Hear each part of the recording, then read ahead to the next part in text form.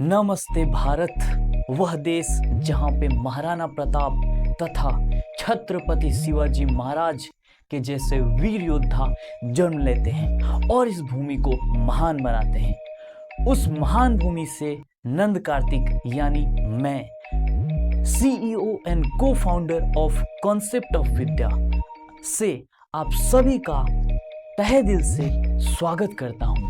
उम्मीद करते हैं आप सभी बहुत ही मस्त और स्वस्थ होंगे। तो इसी जोश के साथ हम लोग ये लेक्चर शुरू करेंगे। तो हमारे देश के नौजवानों, लेकर हो जाओ अपने हथियार को तैयार, अब हमें जंग लड़नी है। ये हमारा लेक्चर 3rd है। पहले के 2 लेक्चर YouTube पे अपलोड हो चुके हैं। अगर आप इस वीडियो पे नए हैं तो वो दोनों वीडियो जाकर देखिए। आपको बहुत अच्छे तरीके से केमिकल रिएक्शन एंड इक्वेशन जो कि क्लास 10th का है, बहुत अच्छे तरीके से आपको गांठ बांध लेनी है। आपके शरीर के अंग अंग में सारे रिएक्शन बस जाएंगे, सारे कॉन्सेप्ट बस जाएंगे। मैं मान ही नहीं सकता कि जो बच्चा मेरा वीडियो देखा है, दूसरा वाला यानी लेक्चर 2, उसको बैलेंसिंग करने में दिक्कत होगी। हो ही नहीं सकता। हो सकता है थोड़ा समय लग जाए, लेकिन मैं मान ही नहीं सकता कि मेरा जो लेक्चर देखे हैं वो उनसे बैलेंस हो ही ना। एक बार आप जाके देखिए, अगर नहीं पसंद आए कोई बात नहीं, दोबारा देखिए, जरूर आपको समझ में आएगा। ये पहला आपका चैप्टर है तो थोड़ी सी दिक्कत हो सकती है, लेकिन जरूर समझ में आएगा। तो ये है लेक्चर 3rd और इस लेक्चर में हम लोग पढ़ेंगे टाइप्स ऑफ केमिकल रिएक्शन। पहले लेक्चर में हम लोगों ने जाना था, चैप्टर के नाम को अच्छे समझा था, यानी केमिकल रिएक्शन एंड इक्वेशन। दूसरे लेक्चर में हम लोगों ने समझा था बैलेंसिंग केमिकल इक्वेशन। दूसरे लेक्चर में, ये है लेक्चर 3rd और आज हम लोग पढ़ेंगे टाइप्स ऑफ केमिकल रिएक्शन। तो मेरे योद्धाओं, अपने पेन और कॉपी लेके हो जाओ तैयार। अब हम लोग लड़ने जा रहे हैं बहुत बड़ी जंग, जो कि है types of chemical reaction. Types of chemical reaction. अगर हम कहीं टाइप्स ऑफ केमिकल रिएक्शन को CE लिख दें तो समझ जाइएगा इसका मतलब होता है केमिकल रिएक्शन। और यहां पर REC और उसके ऊपर N लिख दें, इसका मतलब भी समझ जाइएगा कि रिएक्शन होता है। सबसे पहला जो रिएक्शन हम लोग को क्लास 10th में पढ़ना है, वो रिएक्शन जो है वो है कॉम्बिनेशन रिएक्शन, यानी कॉम्बिनेशन।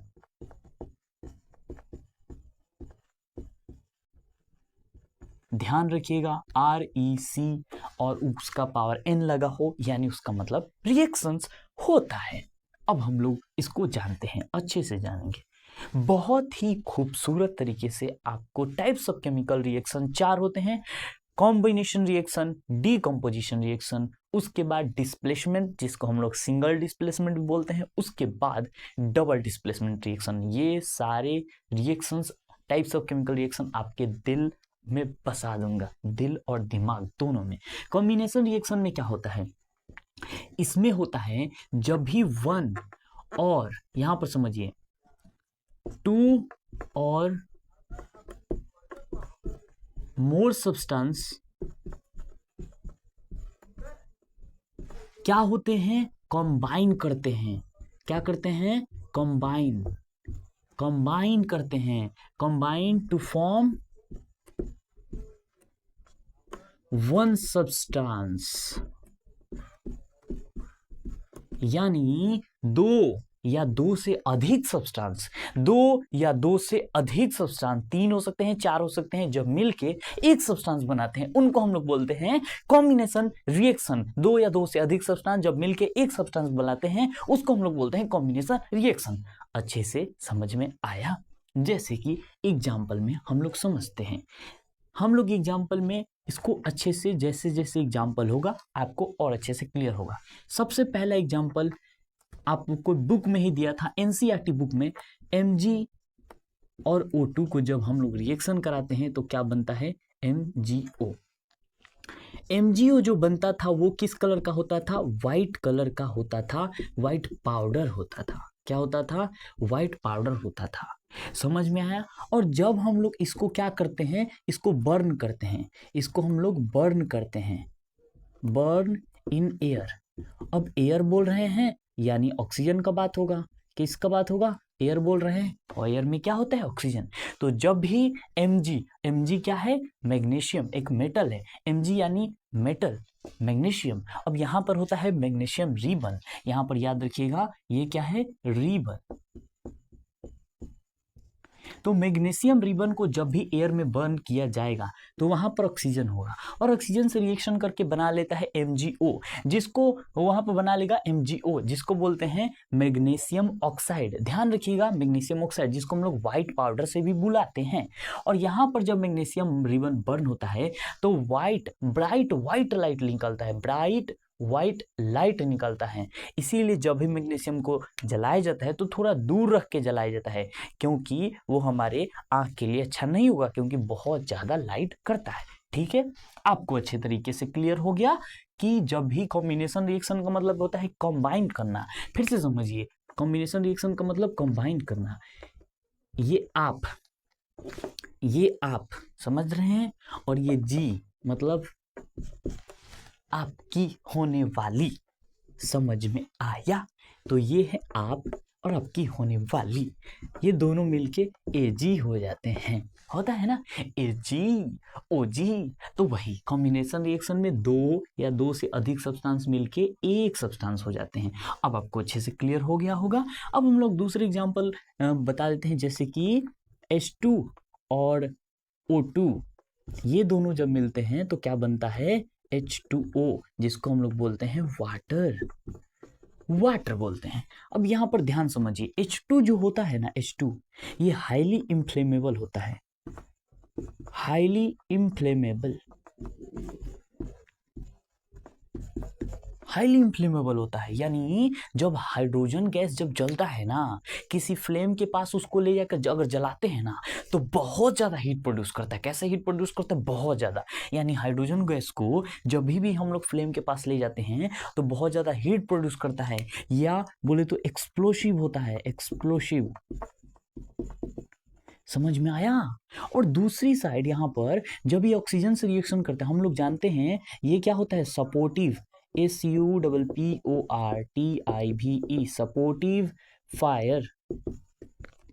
फायर को क्या करता है सपोर्ट करता है। जब भी आग जलता है तो अगर ऑक्सीजन का सप्लाई काट देंगे तो क्या जलेगा? आग नहीं जलेगा। अगर मान लीजिए यहाँ पर मोमबत्ती जला रहे हो और उस पर से ग्लास ढक दिए तो जलेगा, ये मोमबत्ती कैंडल नहीं जलेगा, क्योंकि ऑक्सीजन का सप्लाई बंद हो जाएगा। समझ में आया। तो यहाँ पर जो हाइड्रोजन है वो हाईली इन्फ्लेमेबल होता है। हाईली इन्फ्लेमेबल का मतलब बहुत ज्यादा हीट प्रोड्यूस करता है जब उसको फ्लेम से जलाते हैं, और साथ साथ साउंड भी प्रोड्यूस करता है। कैसे पता चला हमको? बाद में आगे जाकर पढ़ेंगे कि जब भी हाइड्रोजन गैस निकलता है उसको आप फ्लेम्स के पास जब ले जाते हैं, पिछले वीडियो में मैंने बताया था, फ्लेम के पास अगर ले जाएंगे तो पॉप साउंड करता है, बैलून जैसे फूटता है, पॉप साउंड। ठीक है। और दूसरी साइड ये तो हो गया हाइड्रोजन गैस बहुत एक्सप्लोसिव होता है। ये जरा ध्यान समझिए, हाइड्रोजन गैस बहुत ज्यादा एक्सप्लोसिव होता है, ऑक्सीजन सपोर्टिव फायर होता है। वहीं पर इससे जो प्रोडक्ट बनता है दूसरी साइड वाटर, इसको तो हम लोग पीने के लिए यूज करते हैं, साथ साथ आग बुझाने के लिए यूज करते हैं। यानी यहाँ पर जो प्रोडक्ट बना है, ये प्रोडक्ट वो इनके रिएक्टेंट से बिल्कुल डिफरेंट है। और केमिकल रिएक्शन इसी को बोलते हैं। केमिकल रिएक्शन क्या बोलते हैं कि जब भी न्यू सब्सटेंस का फॉर्मेशन होता है नए प्रॉपर्टी के साथ। समझ में आया। तो यहाँ जो सब्सटेंस बना बिल्कुल अलग बना, बिल्कुल उसका प्रॉपर्टी अलग था। यही तो केमिस्ट्री का बात है। जो सब्सटेंस बनता है कुछ इस तरीके से बनता है कि समझ ही में नहीं आता, मतलब था क्या और बन गया क्या। ये इतना एक्सप्लोसिव था और वो ऑक्सीजन से रिएक्शन कर रहे हैं तो वाटर यानी पीने योग्य यूज करते हैं। समझ में। अब हम लोग आते हैं आगे, ये आप लोग नोट कर लिए। अब नोट करने वाली बात यहां जरा ध्यान से देखिए। अब नोट करने वाली बात, बहुत सारे एग्जाम्पल हो सकते हैं, जैसे कि मान लीजिए C+O2 रिएक्शन कराएंगे तो CO2 बनता है। उसके बाद हम लोग H2 + Cl2 का रिएक्शन कराएंगे तो HCl बनता है। बहुत सारे रिएक्शन हो सकते हैं। H2 यानी हाइड्रोजन, Cl यानी क्लोराइड, हाइड्रोजन और क्लोरीन रिएक्शन करता है तो हाइड्रोजन क्लोराइड यानी HCl। ये क्या है? एसिड है, बहुत ही एसिड, खतरनाक एसिड। और ये है गैस CO2 ऑक्सीजन। अब जरा ध्यान देने वाली बात, ये नोट करने वाली बात, यहां से प्रश्न पूछा जाता है, ये इंपॉर्टेंट है, बता रहे ध्यान से, एक तो यहाँ से प्रश्न पूछा जाता है, उसके बाद ये वाला प्रश्न पूछा जाता है, आपसे पूछा जाएगा एक ऐसा गैस का नाम बताओ जो कि बहुत ही एक्सप्लोसिव होता है, तो आपका आंसर आना चाहिए हाइड्रोजन। समझ में आया? अब नोट करने वाली बात, एक कॉम्बिनेशन रिएक्शन दिया है कि जब CaO वाटर से रिएक्शन करता है ना, वाटर से, तो बनाता है CaOH का होल ट्वाइस। ध्यान से एकदम, ये बहुत ही इंपॉर्टेंट है, ये बहुत ज़्यादा इंपॉर्टेंट है, यहाँ से सवाल पूछे जाते हैं। ये समझ में आया? ये रिएक्शन CaO यानी Ca मतलब होता है कैल्शियम और O मतलब होता है ऑक्साइड यानी कैल्शियम ऑक्साइड, और इसको हम लोग बुलाते हैं, इसको हम लोग लाइम भी बुलाते हैं, या आप क्विक लाइम भी बोल सकते हैं। क्विक लाइम क्या बोलते हैं? Quick lime. अब ये पाउडर की तरह होता है, इसको बोलते हैं चूना, और ये पाउडर की तरह होता है। जब इसमें पानी डाला जाता है, एक सूखा चूना यहाँ पर लिए हैं, उसमें पानी डाले हैं, और जैसे ही पानी डाले हैं ना, बहुत विगोरसली रिएक्शन करता है। ये जो रिएक्शन होता है बहुत ही, मतलब ऐसे समझ लीजिए, बहुत ज़्यादा हीट प्रोड्यूस करता है, बहुत ज़्यादा हीट प्रोड्यूस करता है जैसे ही हम इसमें पानी डालते हैं। तो अब बनाता क्या है जब ये रिएक्शन करता है? तो CaOH का होल ट्वाइस यानी कैल्शियम हाइड्रोक्साइड, और इसको हम लोग बोलते हैं, कैल्शियम हाइड्रोक्साइड को या तो आप बुलाइए लाइम वाटर, या तो आप इसको लाइम वाटर बोलिए, या इसको बोलिए स्लेक्ट लाइम। समझ में आया? या तो आप लाइम वाटर बोलिए या स्लेक्ट लाइम इसको बोलिए। अब आपको अच्छे तरीके से क्लियर हो गया होगा, ये दोनों रिएक्शन जब करता है CO कैल्शियम ऑक्साइड H2O से, तब बनता है CaOH का होल ट्वाइस। क्वेश्चन ऐसे पूछा जाता है कि ऐसा कौन सा मेटल है जिसको रिएक्शन कराते हैं H2O से, तो एक ऐसा सब्सटेंस बनता है जो कि व्हाइट वॉशिंग के लिए यूज किया जाता है। ये जो है, अब जरा ध्यान से, CaOO होल ट्वाइस यूज किया जाता है, यूज फॉर व्हाइट वॉशिंग। ये जो बना है वो व्हाइट वॉशिंग के लिए यूज होता है। यहाँ पर मैंने पहले ही बताया, ये जब रिएक्शन करता है ना, तो बहुत ज़्यादा हीट प्रोड्यूस होता है, बहुत ज़्यादा मात्रा में हीट प्रोड्यूस होता है, इसको याद रखेंगे। बहुत विगोरसली रिएक्शन करता है, विगोरसली मतलब बहुत जल्दी विगोरसली रिएक्शन करता है। अब देखिए, ये वाला याद रखिएगा कि CaO जो होता है, CaOH का होल ट्वाइस, इसका यूज किया जाता है किसमें? तो व्हाइट वॉशिंग के लिए। अब ध्यान से देखिए, व्हाइट वॉशिंग जैसे समझिए एक पाउडर था CaO, वो उसमें वाटर मिला दिए, अब इसका एक पेस्ट बना करके सॉल्यूशन बना के लिए, इसका सॉल्यूशन, ये क्या है? सॉल्यूशन है ना। सॉल्यूशन मतलब क्या होता है? जिस चीज में पानी डाला होगा, जो चीज भी पानी में होगा घोला हुआ, ऐसे शुगर और वाटर को मिला के क्या बनता है? सॉल्यूशन। सॉल्ट वाटर क्या बनता है? सॉल्यूशन। तो यहाँ पर CaOH का होल ट्वाइस बना है, तो ये जो है व्हाइट वॉशिंग के लिए यूज किया जाता है। व्हाइट वॉशिंग यानी जो पुट्टी मराता है ना दीवार में, ये दीवार है, अब ये दीवार पे क्या व्हाइट वाला जो मराता है, पुट्टी जिसको आप लोग बोलते हैं, अब ये CaOH का होल ट्वाइस ही वहां लगता है। अब ये जब CaOH का होल ट्वाइस वहां पे जब लगता है ना, तो यहाँ पर तो लगा दिए हम। अब क्या होता है, 2 या 3 दिन बाद, समझिए 2 या 3 दिन बाद, यही CaOH का होल ट्वाइस रिएक्शन कर जाता है CO2 से। किससे रिएक्शन कर जाता है? CO2 से, और बना लेता है CaCO3। क्या बना लेता है? कैल्शियम हाइड्रोक्साइड, और साथ साथ बना लेता है H2O। क्या बना लेता है? H2O, और यहाँ पर CaCO3 कैल्शियम कार्बोनेट, जिसको हम लोग, या तो हम लोग ये उसी का फार्मूला, मार्बल का फार्मूला, केमिकल फार्मूला जो होता है ना, मार्बल का कोई पूछे केमिकल फार्मूला, तो CaCO3 ही होता है। और साथ साथ इसका अगर कोई पूछेगा लाइमस्टोन, ये दोनों एक ही चीज है। लाइमस्टोन बोलिए या मार्बल बोलिए, ये दोनों का केमिकल फार्मूला क्या होता है? CaCO3। तो CaOH का होल ट्वाइस जब रिएक्शन करता है तो CO2 बनता है, सॉरी, ये जब दोनों रिएक्शन करते हैं तो CaCO3 बनता है और H2O निकलता है। और यहाँ CaCO3 जो है, यहाँ पर जब बनता है ना, यही जो चीज है, यही जो चीज, वो ये gives shiny finish to walls, यानी जब आप दीवार पे पुटी मारे हैं ना तो कुछ दिन बाद ये CO2 से रिएक्शन कर गया और CO2 से रिएक्शन करने के बाद ये कैल्शियम कार्बोनेट बना लेगा और कैल्शियम कार्बोनेट बनने के बाद ना वाल एकदम चिकना चिकना हो जाएगा, एकदम बोर्ड जैसे। पुटी आप देखते हैं ना कितना प्लेन होता है, तो वही वहाँ पर यही रिएक्शन होता है। अब आप इसको अच्छे तरीके से स्क्रीनशॉट लेना है, स्क्रीनशॉट ले लीजिए, मैं बोला हूँ, साथ साथ आप नोट करते रहिएगा तो बहुत अच्छी बात रहेगा। हम लोग NCERT का ना लाइन बाय लाइन क्लियर करवा देंगे, ठीक है? समझ में आ रहा है? तो आना भी चाहिए, अच्छे से लेक्चर देखिएगा तो सब चीज़ समझ में जोश होना चाहिए ना। अरे वरना तुम महाराणा प्रताप जिस धरती पे जन्म लिए थे ना, उस धरती पे तुम जन्म लिए हो और तुम एकदम डल मैनर में रहोगे तो कैसे होगा? हम उस धरती पे जन्मे हैं जहां महाराणा प्रताप का जन्म हुआ था और छत्रपति शिवा जैसे महान योद्धा।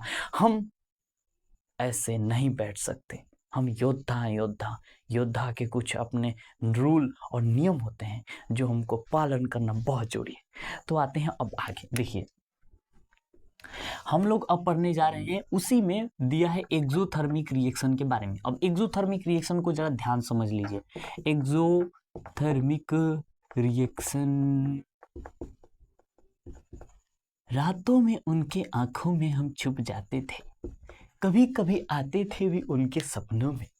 चलिए अब हम लोग पढ़ने जा रहे हैं एक्सोथर्मिक रिएक्शन। NCERT बुक में एक्सोथर्मिक रिएक्शन के बारे में दिया गया है। अब इसके बारे में थोड़ा डिटेल में जान लेते हैं क्या होता है आखिर। सिंपल सा है, रिएक्शन एक ऐसा reaction in which heat is released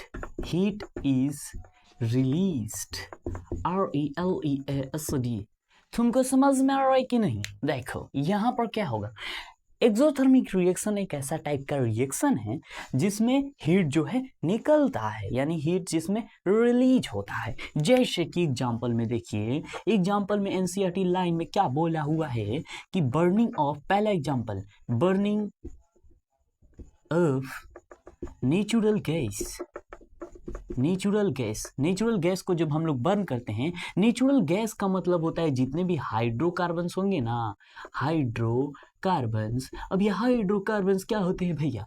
hydrocarbons का मतलब होता है जैसे कि जिसमें कार्बन हो, ऐसा कोई कंपाउंड जिसमें कार्बन हो और हाइड्रोजन हो। नाम से ही आ रहा है हाइड्रो यानी हाइड्रोजन, कार्बन।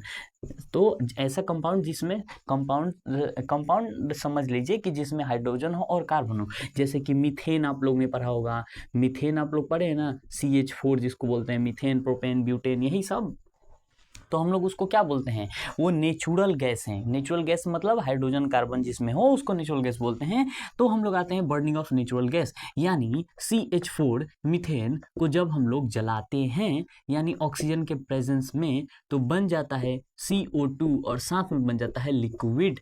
समझ में आया? यानी CH4 रिएक्शन कर गया तो O2 बन गया, और यहाँ जब बनता है CO2 यहाँ हीट रिलीज होता है। क्या रिलीज होता है?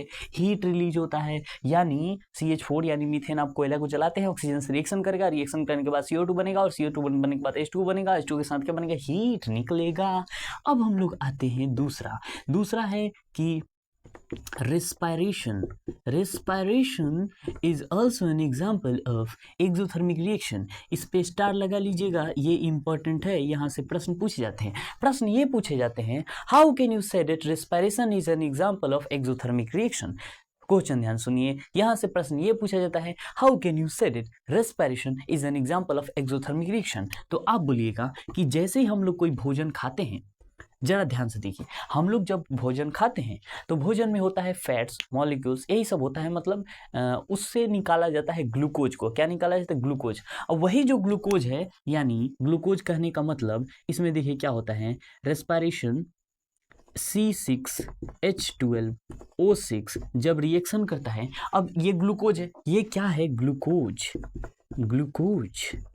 शुगर का ही एक फॉर्म। और जब हम लोग ऑक्सीजन लेते हैं, रेस्पिरेशन क्या यानी सांस लेने रिस्पायर कर रहे हैं, यानी जब हम लोग ऑक्सीजन लेते हैं तो यही रिएक्शन करके क्या बनता है, CO2। हम लोग ऑक्सीजन लेते हैं तो छोड़ते भी तो होंगे, यानी कार्बन डाइऑक्साइड हम लोग क्या करते हैं, छोड़ते हैं, CO2 बनता है। और साथ में वाटर बनता है, वाटर भी तो बनता है जिसको यूरिन के थ्रू निकाला जाता है। और साथ साथ बनता है एनर्जी, यानी इसका क्या हुआ, रिस्पायरेशन में एनर्जी निकला। तो एनर्जी किस फॉर्म में निकलता है, ये जो हमको ताकत आ रही है, हमको पढ़ाने की ताकत, आपको लिखने की ताकत, ये ताकत कहाँ से आ रही है, तो ये रिस्पायरेशन के प्रोसेस के थ्रू। अगर ये रिस्पायरेशन नहीं होगा तो एनर्जी कहाँ से आएगा। तो समझ में आया। तो ये है CO2 और यहाँ C6H12। और ध्यान देने वाली बात यह है, यहाँ पर जो CO2 बनता है ये एक्वस फॉर्म में बनता है। ये ध्यान देने वाली बात है, CO2 जो बनता है एक्वस फॉर्म में बनता है। अब यहाँ पर तीसरा एग्जाम्पल ये समझ में आया। पहला हो गया बर्निंग ऑफ नेचुरल गैस, यानी ये रिएक्शन करता है तो CO2H2 बनता है। यहाँ उसके साथ साथ हीट रिलीज होता है, यहाँ पर एनर्जी रिलीज होता है। और डीकम्पोजिशन यहाँ पर लिख दें, decomposition of vegetable compost, यानी कहीं पे कंपोस्ट सही। हाँ, कोई भी सब्जी है, कोई भी कचरा है, आप उसको कहीं फेंक देते हैं तो पता है कुछ दिन बाद आप जाइएगा तो सड़ जाता है। और सड़ने के बाद आप उसको ऐसे निकालिएगा ना तो हीट लगता है। कभी आप साफ किए होंगे कचरे को, बहुत दिन वाला कचरा होगा तो बहुत महकता है, समझ में। तो आप उसको साफ करेंगे तो बहुत ज़्यादा गर्म, वहाँ गर्म हो जाता है, वहाँ का जमीन जो है ऊपर वाले पर जो है हीट निकल, यानी जैसे से वो डीकम्पोज उनका होगा। वेजिटेबल का स्पेलिंग गलत लिखे हो भैया, वेजिटेबल, समझ में आया। तो डीकम्पोजिशन वेजिटेबल कंपोस्ट, वहाँ पर भी हीट क्या होता है, यहाँ पर भी हीट रिलीज होता है। अब हम लोग आते हैं अपने अगले टॉपिक, जो कि है पहला हो गया कॉम्बिनेशन रिएक्शन। अब हम लोग पढ़ेंगे डीकम्पोजिशन रिएक्शन। तो अब हम इसको मिटाते हैं, जल्दी से नोट कर लीजिए। सुना है तेरे आंखों में यूं ही बूंदे निकलते हैं, तो क्यों नहीं आते हो मेरे दिल में फिर यूं ही। चलिए अब हम लोग पढ़ेंगे डीकम्पोजिशन रिएक्शन, जो कि होगा डीकम्पोजिशन रिएक्शन। कितना रिएक्शन पढ़ना है बाबा, कितना रिएक्शन पढ़ेगा नहीं। यहाँ पर जरा ध्यान से देखिए, पहले वाले में हम लोग पढ़े कि A और G मिलके AG हो जा रहे थे, यानी आ पर वो मिलके एक हो जा रहे थे। अब क्या होगा, AG जो होगा वो टूट करके A+G हो जाएगा। यहाँ पर अब कुछ देंगे, यहाँ पर हम लोग तीसरा आदमी आएगा, कोई एक तीसरा आदमी आएगा और आप दोनों को कुछ देकर चला जाएगा। और वो तीसरा आदमी होगा यहाँ ऊपर, यहाँ या तो हीट देंगे, या तो इलेक्ट्रिसिटी हम लोग सप्लाई करेंगे, या हम लोग सनलाइट सप्लाई करेंगे। तो 3 टाइप के। तो समझ गए डीकम्पोजिशन रिएक्शन क्या होता है, कि जब भी व्हेन, समझ लीजिए सॉरी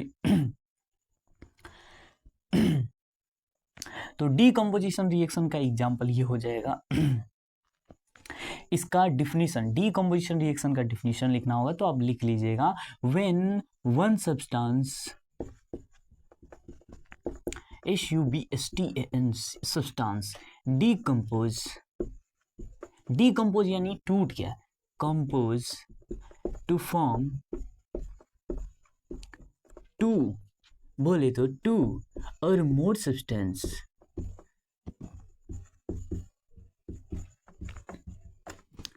उसी को हम लोग बोलते हैं डीकम्पोजिशन रिएक्शन। समझ में आपको आया अच्छे से। अब हम लोग एग्जाम्पल की बात कर लेते हैं। सबसे पहला एग्जाम्पल हम लोग देखते हैं, सुनिए। सबसे पहले डीकम्पोजिशन रिएक्शन के टाइप जान लीजिए। सबसे पहले हम लोग टाइप जान लेते हैं, डीकम्पोजिशन रिएक्शन के टाइप। सबसे पहला जो टाइप होता है वो होता है, जरा ध्यान से, सबसे पहला जो टाइप होता है वो होता है थर्मल डीकम्पोजिशन। थर्मल डीकम्पोजिशन क्या होता है, थर्मल डीकम्पोजिशन। उसके बाद जो होता है इलेक्ट्रोलाइटिक डीकम्पोजिशन। उसके बाद जो होता है वो होता है फोटोलाइटिक। क्या होता है मुन्ना? Photolytic decomposition. ऐसा करते हैं, आपको बहुत अच्छे से सब चीज क्लियर हो गया होगा। अब मुन्ना तुमको क्लियर नहीं हो रहा है, तुम पढ़ता लिखता नहीं क्या? नहीं पढ़ेगा तो कैसे समझ में? आपको पढ़ना पड़ेगा तभी समझ में आएगा। आते हैं अपने लेक्चर पे। तो थर्मल डीकम्पोजिशन, तो हम लोग यहाँ पे, हाँ, तो थर्मल डीकम्पोजिशन का मतलब होता है जिसमें ना हम लोग हीट देंगे। इसमें क्या देते हैं हम लोग? हीट देते हैं। क्या देते हैं? हीट। और ये इलेक्ट्रिसिटी के द्वारा कराया जाएगा। ये किसके द्वारा कराया जाएगा? ये इलेक्ट्रिसिटी के द्वारा कराया जाएगा। और ये किसके द्वारा कराया जाएगा? ये कराया जाएगा सनलाइट के द्वारा। सनलाइट, या बोले तो सिंपल से लाइट के द्वारा कराया जाएगा। थीट वाले में आए तो जैसे कि मान लेते हैं, मानना क्या है बस समझ लीजिए। यहाँ पर PbNO3 का होल ट्वाइस, जो कि आपको पहले ही पढ़ाया गया था, ये PbNO3 जब टूटता है तो PbO प्लस NO2 बनता है और साथ साथ में O2 बनता है। समझ में आपको आया? तो यहाँ पर PbO का जो कलर होता है वो येलो होता है। किस कलर का होता है? येलो। और ये जो होता है ये ब्राउन कलर का फ्यूम होता है। ध्यान रखिएगा, ये इंपॉर्टेंट रिएक्शन है। यहाँ से प्रश्न पूछा जाता है कि जब PbNO3 को यानी लेड नाइट्रेट को हम लोग क्या करते हैं? लेड नाइट्रेट को जब हम लोग हीट करते हैं, यहाँ पर क्या होगा? यहाँ पर होगा हीट। यहाँ पर लिख लीजिएगा हीट, इसीलिए मैंने पहले ही लिख दिया हीट। तो लेड नाइट्रेट को जब भी हम लोग हीट करते हैं तो येलो कलर का रेसिड्यू, येलो कलर का सब्सटेंस बनता है, साथ साथ ये ब्राउन फ्यूम बनाता है और उसके बाद ऑक्सीजन बनता है। यहाँ पर क्या बनता है? तो ब्राउन कलर का फ्यूम बनता है। और ये होता है येलो कलर का और ये होता है कलरलेस। और भी एक रिएक्शन है जैसे कि FeSO4 को जब हम लोग हीट करते हैं तो बनता है Fe2O3 plus SO2 plus SO3। ये दोनों गैस बनते हैं और ये दोनों जो गैस होते हैं ये बहुत ज़्यादा स्मेल करते हैं, रोटन एग की तरह, सड़े हुए एग की तरह स्मेल करते हैं। क्या करते हैं? सड़े हुए अंडे की तरह ये दोनों स्मेल करते हैं। अब FeSO4 जो होता है वो किस कलर का होता है? FeSO4 ग्रीन कलर का होता है। किस कलर का होता है? ग्रीन कलर का होता है। ये दोनों रिएक्शन आपको याद कर लेना है बहुत अच्छे तरीके से। अब आप सोचिएगा भैया इतने सारे रिएक्शन है कैसे याद होंगे? तो ये सारे लेक्चर, आप ये लेक्चर देखने के बाद आप क्या कीजिए, एक व्हाइट पेज लीजिए और व्हाइट पेज पे अपने से रिकॉल कीजिए कि कॉम्बिनेशन रिएक्शन में ये रिएक्शन होता है, ऐसे ऐसे करता है, ऐसे रिकॉल कीजिए। साथ साथ उसका कलर भी याद रखना बहुत जरूरी है। ये रिएक्शन इंपॉर्टेंट है बहुत। और यहाँ पर ये दोनों रिएक्शन जो है इंपॉर्टेंट है, ये इंपॉर्टेंट है, ये जो रिएक्शन है वो इंपॉर्टेंट है बहुत ज़्यादा। SO2 और SO3 गैस हैं, ये सल्फर डाइऑक्साइड है, ये सल्फर ट्राइऑक्साइड है। कैसे महकता है? रोटेनेक की तरह। इसको याद रखना है कि यहाँ पर NO2 बनता है जो कि ब्राउन कलर का फ्यूम होता है। ये इंपॉर्टेंट रिएक्शन है, दोनों याद कर लीजिएगा। अब हम लोग आते हैं इलेक्ट्रिसिटी। हम लोग क्या करते हैं? पहले हम लोग पर यहाँ पर जरा ध्यान से देखिए, यहाँ पर H2O जो होता है, H2O, यहाँ पर एक एक्सपेरिमेंट आपके बुक में दिया होगा कि H2O को हम लोग क्या करते हैं? इलेक्ट्रिसिटी देते हैं। आप समझ जाइएगा, यहाँ पर इलेक्ट्रिसिटी देंगे तो H2 प्लस O2 बनता है। अब इन दोनों के बारे में मैंने पहले ही बता दिया है कि H2 और O2, H2 जो होता है हाईली इन्फ्लेमेबल होता है, ऑक्सीजन पानी बुझाने काम आता है, मतलब कि पानी बुझाने बोल रहे हैं सॉरी, और ये सपोर्टिव फायर होता है, मतलब आग को सपोर्ट करता है। और ये पानी है अब पीने के लिए काम आता है। वहाँ पर एक्सपेरिमेंट बताया गया कि आपको लेना है क्या? एक समझ लीजिए आप ले लिए एक ट्यूब, सॉरी ऐसे नहीं बनेगा। अब वहां पर बहुत सारे एग्जांपल हो सकते हैं, जैसे कि NaCl जो है इसको हम लोग तोड़ते हैं तो Na और प्लस Cl बनता है। अब यहाँ पर जो बनता है Cl, मोल्टेन NaCl, ये कैसा होना चाहिए? मोल्टेन। आप इसको एग्जाम्पल में लिख लेंगे, मोल्टेन NaCl। ये जो NaCl होगा मोल्टेन होगा। यहाँ पर इलेक्ट्रिसिटी देख के, और हम लोग ये नेचुरली ऑक्यूरिंग होता है, नेचुरली ऑक्यूरिंग मतलब पहले ही से NaCl बना होता है। अब जब हमको Na सोडियम मेटल चाहिए होता है तो मोल्टेन NaCl को हम लोग क्या करते हैं? इलेक्ट्रिसिटी दे करके उसको तोड़ते हैं Na और Cl में, ठीक है? तो आप इसको नोट कर लीजिए। अब ये वाला एग्जाम्पल को जरा ध्यान समझ लेते हैं। इसमें एक एक्सपेरिमेंट दिया हो, इसको आप नोट कर लीजिएगा। अब जरा ध्यान से ये वाला एक्सपेरिमेंट समझना बहुत जरूरी है। तो हम बना दिए ये, कितना मस्त ड्राइंग बनाएंगे देखिए। तो यहाँ पर एक कार्डबोर्ड है, एक नीचे कार्डबोर्ड, और वहाँ पे हम लोग क्या करते हैं, 2 आयरन रॉड लेते हैं, 2 आयरन रॉड लेते हैं और उसको हम लोग फिक्स कर देते हैं। 2 आयरन रॉड लेके और उसको हम लोग फिक्स कर देते हैं यहाँ पर। इसको भी एक और आयरन रॉड लेंगे और इसको फिक्स कर देंगे। अब क्या करेंगे, ये दोनों आयरन रॉड ले लिए, अब इसको दोनों को यहाँ से हम लोग बैटरी से प्लस माइनस, यहाँ एक बैटरी है, इधर माइनस है, इधर प्लस है। अब जरा ध्यान से देखिए यहां पर हम लोग क्या किए, एक टेस्ट ट्यूब ले लिए, गोल सा एक टेस्ट ट्यूब ले लिए, यहाँ पर गोल सा एक टेस्ट ट्यूब हम लोग ले लिए और इसको ढक दिए। यहाँ पर जरा ध्यान से देखिए, ये वाटर में पहले ही से ये क्या करना है, एक बड़ा सा बीकर लेना है, बड़ा सा बीकर। ये जो है सारा जो एक्सपेरिमेंट हो रहा है एक बीकर के अंदर होगा, है ना, ये सारा जो एक्सपेरिमेंट होगा एक बीकर के अंदर होगा। अब क्या करेंगे, ये पानी से, यहाँ पर पानी होगा, बहुत सारे पानी होंगे इधर। अब इसको हम लोग टेस्ट ट्यूब से ढक देंगे, इसको भी टेस्ट ट्यूब से ढक देंगे। यहाँ पर टेस्ट ट्यूब से इसको ढक दिए, इसको भी टेस्ट ट्यूब से ढक दिए, और ये जो है इधर प्लस वाला जाएगा, इधर माइनस वाला जाएगा। ध्यान समझिए, एक मग रखा हुआ है, ध्यान सोचिए, एक मग रखा हुआ है। एक मग में हम लोग क्या किए हैं, 2 छेद होल करके और 2 वहाँ पर ये तार को पहुंचा है और 2 इलेक्ट्रोड लगा दिए और 2 इलेक्ट्रोड में फिर ढक दिए हैं ये टेस्ट ट्यूब। 2 टेस्ट ट्यूब से क्या किए हैं, ढक दिए हैं दोनों टेस्ट ट्यूब, टेस्ट ट्यूब 1 2। अब क्या किए हम लोग, वाटर है, अब वाटर पर एक्सपेरिमेंट हो रहा है, ये वाटर पर ही एक्सपेरिमेंट हो रहा है, वाटर है। अब हम इसमें इलेक्ट्रिसिटी छोड़ रहे हैं। कुछ देर बाद क्या हुआ, पहले वाले में हम लोग देखें, पहले वाले में तो यहाँ पर बहुत सारे ऐसे पानी जो है इकट्ठा होने लगे, बहुत सारे बबल्स जो है इकट्ठा होने लगे। हम लोग इसमें पानी क्या करेंगे, इसमें पानी पूरा खाली कर देना है। क्या कर देना है, इसमें पानी पूरा खाली कर देना है टेस्ट ट्यूब में। इधर भी पानी खाली कर देना है, इधर साइड से पानी सिर्फ इधर ही साइड रहना चाहिए, इधर ही साइड, यहाँ नहीं। अब क्या होगा, यहाँ पर हमको खाली है। कुछ देर बाद हमको देखने मिला यहाँ बहुत सारे बबल्स दिखने लगे, किसके, वाटर के, और इधर थोड़ा कम दिखा। ध्यान से, कंफ्यूज नहीं होना है। इधर जो है, इधर थोड़ा, इधर जो है थोड़ा सा कम दिखे, मतलब यहाँ पर जितने थे इधर उधर के कंपैरिजन में यहाँ कम दिखे। तो बाद में आखिर पता लगाएगा आखिर ऐसा क्यों था। तो जरा अगर ध्यान से आप लोग देखिएगा, वाटर जब बनता है वाटर, तो हाइड्रोजन 2 पार्ट होता है। हाइड्रोजन जो है H2O में हाइड्रोजन जो है 2 पार्ट होता है। तो ये बीकर में एक्सपेरिमेंट इसलिए किया गया था, हाइड्रोजन और ऑक्सीजन को अलग अलग करने के लिए। H2O था और हाइड्रोजन ऑक्सीजन को अलग करने के लिए। अब कैसे पता करेंगे कौन हाइड्रोजन है ऑक्सीजन, अब वहां हाथ तो डालेंगे नहीं। तो जिसपे ज्यादा बबल्स होंगे वो समझ जाएंगे हाइड्रोजन है, क्योंकि यहाँ 2 पार्ट है, समझ में आया।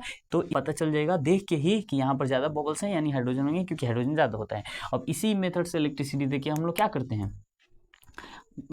हैं, हम लोग H2O को अलग करते हैं। अब हम लोग आते हैं इस पे, सनलाइट वाले पे। अब इसमें जो सबसे पहला आता है AgCl आता है। अब AgCl को हम लोग जब तोड़ते हैं तो Ag + Cl2 में टूटता है। अब जरा ध्यान से देखिए, ये जो होता है Cl2, ये जो रिएक्शन होता है, ये सनलाइट जैसे ही पड़ता है इस पे, ये समझिए ये व्हाइट कलर का होता है। AgCl जो होता है व्हाइट कलर का होता है, और ये व्हाइट कलर का होता है। जैसे इस पे लाइट पड़ता है ना, AgCl रखा हुआ है, अगर उस पे लाइट आप दिए तो टूट जाता है। Ag और Cl2 में, क्लोरीन में टूट जाता है।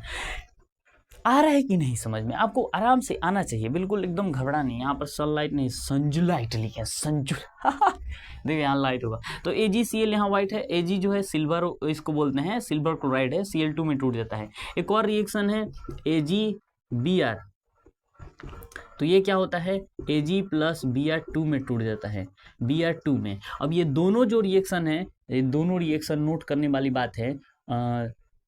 एबव रिएक्शन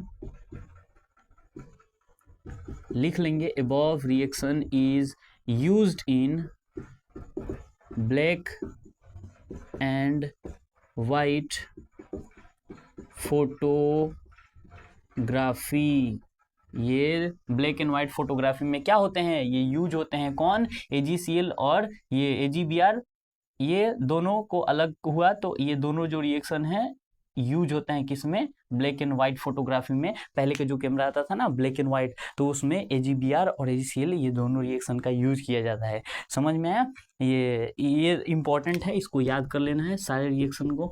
जहाँ जहाँ मैं इंपॉर्टेंट लगा दूंगा, स्टेयर लगा दूंगा, समझिएगा वो इंपॉर्टेंट है, ये इंपॉर्टेंट है, इधर वाला ये दोनों रिएक्शन इंपॉर्टेंट है। आप नोट कर लिए, मैं मिटा रहा हूँ। अच्छा, यहाँ पर एक क्वेश्चन जैसे कोई पूछेगा आपसे कि ये जी Cl2 किस कलर का होता है, तो ग्रीन कलर का होता है ना, ग्रीन कलर का आप लोग देख लीजिएगा, ग्रीन कलर का। और Br मतलब ब्रोमीन होता है, ये ब्राउन कलर का होता है ना, ये ब्राउन कलर का होता है, ये ग्रीन कलर का होता है। ये क्या होता है, तो ग्रे कलर का, Ag जो होता है वो ग्रे कलर का होता है, ये व्हाइट कलर का होता है। और यहाँ पर ये वाला येलो कलर का होता है ना, पेल येलो, यानी ये येलो कलर का होता है, वो व्हाइट कलर का होता है। ये सब याद कर लीजिएगा आप लोग। ये जो कलर है ना वो आता है, इंपॉर्टेंट है, पूछ देते हैं कभी कभी आपको। अगर ये पूछा जाएगा कि इंडोथर्मिक रिएक्शन क्या होता है, तो इंडोथर्मिक रिएक्शन का मतलब जिसमें हीट देते हैं, तो हम लोग इसमें हीट दे रहे हैं ना, तो इंडोथर्मिक रिएक्शन। इंडो यानी इंडो, इंडो यानी इन, यानी हीट देंगे हम लोग इन, अंदर। और यहाँ पर एक था एक्सोथर्मिक यानी एक्स, यानी जो छोड़ के चली गई ना, वैसे याद कर लें, जो छोड़ के चला गया। एक्सोथर्मिक रिएक्शन यानी इसमें हीट क्या होगा, निकलेगा। एक्सोथर्मिक रिएक्शन में हीट निकलेगा और इंडोथर्मिक रिएक्शन में हीट हम लोग देंगे। ठीक है, अब हम लोग आते हैं आगे। डिस्प्लेसमेंट और डबल डिस्प्लेसमेंट रिएक्शन में 2 रिएक्शन बचे हैं, अब तुरंत खत्म हो जाएगी ये लेक्चर। धैर्य बना के रखिए मेरा मुन्ना। खोया हूं जब से मैं तुम्हें ओ सनम, जगता हूँ रातों रातों दिन, याद आती है तुम्हारी, फिर क्यों नहीं आते तुम। अब हम लोग आते हैं आगे। आगे है हम लोग का डिस्प्लेसमेंट रिएक्शन। बस 5 मिनट। डिस्प्लेसमेंट रिएक्शन में क्या होता है, वन एलिमेंट डिस्प्लेस, बोले तो displace less reactive from compound. समझ में आया? तो जो होते हैं, पहला एलिमेंट जो होते हैं, एक एलिमेंट और दूसरे डिस्प्लेस लेस रिएक्टिव एलिमेंट, बोले तो यहाँ पर लेस रिएक्टिव एलिमेंट।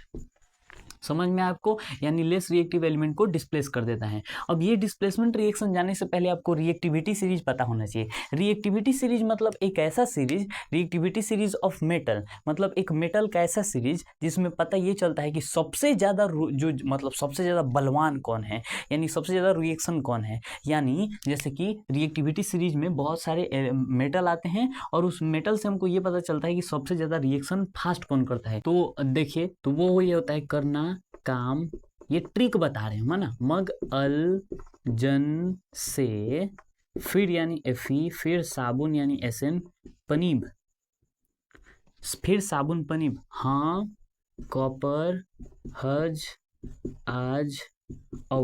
अब जरा देखिए, ये जो एलिमेंट है ना, ये बहुत जल्दी रिएक्शन करते हैं, मोस्ट रिएक्टिव, ये मोस्ट रिएक्टिव, बोले तो मोस्ट रिएक्टिव विथ हाइड्रोजन, मतलब हाइड्रोजन से बहुत रिएक्शन कर जाते हैं बहुत जल्दी, और ये लेस रिएक्टिव होते हैं हाइड्रोजन से। समझ में आया आपको, ये लेस रिएक्टिव। अब क्या ट्रिक क्या है, करना काम मग अल्जन से, फिर साबुन पनीब, करना काम मग अल्जन से, मेरे साथ बोलिए, करना काम मग अल्जन से फिर साबुन पनीब, करना काम मग अल्जन से फिर साबुन पनीब, हाँ कॉपर हज आज औ, हाँ कॉपर हज आज औ, करना काम मग अल्जन से फिर साबुन पनीब। ये आपको अच्छे से याद कर लेना होगा, तभी आपको ये डिस्प्लेसमेंट रिएक्शन समझ में आएगा। समझ में आया? ये छोटा सा चीज़ था, हाँ कॉपर हज आ जाओ, बहुत आसान है, आप याद कर सकते हैं। इसमें एग्जाम्पल में जब हम समझे तो एग्जाम्पल में आता है कि जैसे Zn जो है, जब Zn का रिएक्शन कराते हैं CuSO4 से, तो सिंपल सा बात है, हम लोग लिखे होंगे करना, यहाँ पर करना काम मग अल जन से फिर साबुन पनीब। अब आप यहाँ ध्यान से देख रहे हैं, और इधर आया हाँ कॉपर हज आज औ। और तो यहाँ पर देखिए, यहाँ पर Zn जो है Zn कॉपर से, कॉपर यहाँ है, उससे ज़्यादा रिएक्शन है कि नहीं, ये जितना ऊपर हम लोग जाते जाएंगे वो मेटल क्या होते हैं, बहुत ज़्यादा रिएक्टिविटी में, मतलब वो ये बहुत ज़्यादा बलवान है। तो Zn जो है इसको क्या करेगा, डिस्प्लेस कर देगा और बना लेगा ZnSO4 और यहाँ पर हो जाएगा ये Cu बाहर निकल जाएगा। और ये जो याद रखना है, ये ब्लू कलर का होता है। CuSO4 जो होता है ना वो ब्लू कलर का होता है और ये जो होता है कलरलेस होता है। कैसा होता है, कलरलेस होता है, ध्यान रखेंगे इसको। अब हम लोग आते हैं ZnSO4 ये हो गया। अब ये भी रिएक्शन आप लोग देख सकते हैं, Fe और CuSO4 ये भी क्या करेगा, यहाँ पर FeSO4 बना लेगा और प्लस क्या बना लेगा, Cu बना लेगा, यानी Cu को डिस्प्लेस कर देगा आयरन। और ये जो होता है ये किस कलर का होता है, ग्रीन कलर का, याद रखना है। अब ये भी रिएक्शन जैसे कि Pb प्लस CuCl2, तो क्या हो जाएगा, Pb कहाँ है, Pb यहाँ है, कॉपर वहाँ है, तो Pb क्या है, उससे ज़्यादा है, यानी PbCl2 बना लेगा और इधर Cu बन जाएगा। अब ये वाला जो होता है, ये वाला होता है ग्रीन कलर का, ये होता है ग्रीन कलर का, ये वाइट कलर का होता है PbCl2। समझ में आया। तो ये कॉपर सल्फेट जैसे तेरी नीली आंखें, ऐसे याद रखनी है ना, कॉपर सल्फेट जैसे तेरी नीली आंखें, यानी ब्लू कलर का होता है, ये कलरलेस होता है, ये ग्रीन कलर का होता है ना। और ये भी ग्रीन कलर का, ध्यान रखिएगा, ये भी ग्रीन कलर का होता है, ये भी ग्रीन कलर का, ये इसको याद रखना है। अब हम लोग आते हैं दूसरे रिएक्शन के, जो है कि डबल डिस्प्लेसमेंट रिएक्शन, है ना। ये आपका लास्ट टॉपिक रहेगा और अगला जो लेक्चर आएगा वो लास्ट लेक्चर होगा केमिकल रिएक्शन एंड इक्वेशन का। उसके बाद हम लोग का फर्स्ट चैप्टर जो है वो क्या हो जाएगा, खत्म हो जाएगा, 100% खत्म हो जाएगा। जितने भी सारे जहां जहां हम लोग टिक लगाए हैं कि ये इंपॉर्टेंट है, उसको ध्यान में रखना है ना। अब हम लोग आते हैं चौथे वाले पे, डबल डिस्प्लेसमेंट। डबल डिस्प्लेसमेंट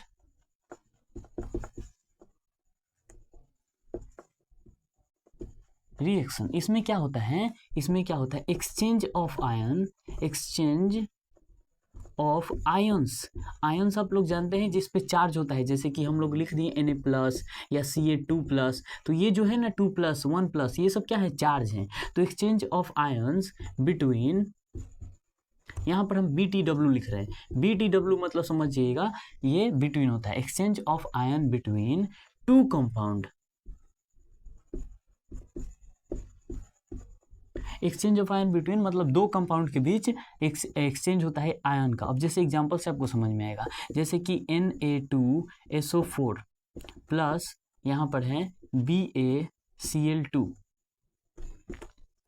तो यहाँ पर क्या बनता है, BaCl2 है ना यहाँ पर। तो अब देखिए यहाँ पर क्या हो जाएगा कि यहाँ पर बन जाएगा आपका NaCl। आप जानते हैं ये रिएक्शन है, यहाँ पर Ba है तो ये हो जाएगा NaCl और यहाँ पर बन जाएगा BaSO4। अब ये है सॉल्ट और ये BaSO4 जो होता है ना, ये वाइट कलर का PPT है। और PPT मतलब क्या होता है, PPT मतलब बताइए, जल्दी से बताइए। PPT मतलब प्रिसिपिटेट होता है, PPT मतलब प्रिसिपिटेट होता है, समझ में आया। तो Na2 यानी सोडियम सल्फेट जब बेरियम क्लोराइड से रिएक्शन करता है तो NaCl और BaSO4 बनाते हैं। और भी एग्जांपल लिख सकते हैं, जैसे कि AgNO3 जो है रिएक्शन करता है NaCl से, समझ में आ रहा है ना। डबल डिस्प्लेसमेंट रिएक्शन में बस इतना समझिए, ये एक्सचेंज ऑफ आयन होता है। यानी यहाँ देखिए SO4 था, SO4 अब इसके पास चला गया, SO4 इसके पास चला गया और Cl2 किसके पास आ गया, Na के पास आ गया। वैसे ही इसमें क्या होगा, यहाँ पर NO3 है, यहाँ पर Cl है, तो AgCl आ जाएगा इसके पास और NaCl ये जो है Na इसके पास चला जाएगा, यानी N ये जो है इसके पास चला जाएगा, समझ में। और ये जो Cl था, Cl ये किसके पास चला गया, इसके पास चला गया, यानी NaNO3 बन जाएगा। क्या बन जाएगा, NaNO3 बन जाएगा। अब AgCl जो है ये भी एक PPT होता है और ये भी किस कलर का होता है, तो ये भी वाइट कलर का होता है, समझ में आया। यानी एक्सचेंज ऑफ आयन को हम लोग बोलते हैं डबल डिस्प्लेसमेंट रिएक्शन। अब आपको बहुत अच्छे तरीके से टाइप्स ऑफ केमिकल रिएक्शन, चारों टाइप्स ऑफ केमिकल रिएक्शन मैंने बता दिया अच्छे तरीके से, उम्मीद करूंगा आपको क्लियर हो गया होगा। बहुत ही डिटेल में हर चीज़ बताएं, NCERT का हर एक लाइन कवर किया गया है। क्वेश्चन की बात रही तो हम लोग क्वेश्चन मैंने बताया उसमें कौन कौन इंपॉर्टेंट है एग्जाम के लिए। जैसे मैं आपको, जैसे क्वेश्चन होमवर्क में आपको क्वेश्चन बताइएगा कि बताइए कि एक FeSO4 फेरस सल्फेट को हम लोग जब हीट करते हैं तो क्या प्रोडक्ट बनता है। साथ साथ हमको ये बताइए कि PbNO3 को जब हम लोग हीट करते हैं तो एक सब्सटेंस बनता है येलो कलर का। वो सब्सटेंस का नाम क्या होता है? एक तो ये पहला क्वेश्चन, ये दूसरा क्वेश्चन। तीसरा क्वेश्चन आप ये बताइएगा कि which substance is used for white washing. समझ में? ये तीनों क्वेश्चन का आपको जवाब कमेंट में देना है। यहाँ पर कॉम्बिनेशन रिएक्शन, कॉम्बिनेशन रिएक्शन में क्या होता है, दो या दो से अधिक सब्सटेंस जब कंबाइन करते हैं ना, यानी हम लोग क्या पढ़े हैं, रिवाइज यहाँ पर करते हैं जल्दी से रिवाइज, यानी A+B मिलके यहाँ पर AG थे, AgOG, तो यहाँ पर AG मिल जाते थे पहले वाले में। दूसरे वाले में हम लोग क्या पढ़े कि AG जब साथ होते थे डीकम्पोजिशन रिएक्शन में तो वो अलग हो जाएंगे, जैसे कि A और G हो जाएंगे। तीसरे वाले में पढ़े कि मान लीजिए यहाँ पर एक एलिमेंट है और यहाँ पर है BC, ठीक है, यहाँ पर है SA और BC, तो ये क्या करेगा, इसको रिप्लेस कर देगा, यानी AC और प्लस B बना देगा। यानी ये ज़्यादा रिएक्टिव होगा तो इसको डिस्प्लेस करे, अगर कम रिएक्टिव होगा तो नहीं होगा रिएक्शन, डिस्प्लेस नहीं करेगा। चौथे वाले में क्या करे, एक्सचेंज ऑफ आयन होता है, यानी AB और यहाँ पर है मान लीजिए यहाँ पर है CD, तो यहाँ पर क्या हो जाएगा, जो प्रोडक्ट बनेगा वो बन जाएगा AD, ये इसके साथ और ये इसके साथ, यानी BC। समझ में आया, ये प्रोडक्ट बन जाएगा। और उसके बहुत सारे हम लोग एग्जांपल पर हैं, वो आपको अच्छे से याद हो गए। ये चारों टाइप के केमिकल रिएक्शन अगले वीडियो में हम लोग ऑक्सीडेशन रिएक्शन और कोरोजन रेसिडिटी को बहुत अच्छे से जान लेंगे। ये थर्ड वीडियो था, लास्ट लेक्चर आएगा, उसके बाद एक क्वेश्चन वाला लेक्चर आएगा जिसमें आपको बहुत सारे क्वेश्चन ले जाएंगे। बहुत अच्छे से आपको ये चैप्टर क्लियर हो गया होगा, मैं उम्मीद करूँगा। मिलते हैं आपसे अगले वीडियो में, तब तक के लिए खुश रहिए, मस्त रहिए, पढ़ाई करते रहिए। राधे राधे।